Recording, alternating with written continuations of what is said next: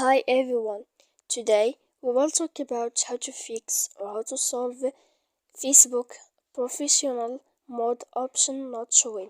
To know how to fix or how to solve Facebook professional mode option not showing, you should just go to settings like this. You will click. After that, in this page you will go to apps, default apps, app settings. When you will see this list, you will go down to find the application of Facebook and you will enter. Then in this page you will go to click force stop. After that, in this page you will enter to storage. Then in this page here you will click clear cache.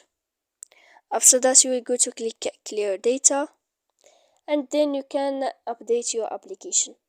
So please don't forget to support us by like and subscribe. See you next time in another video.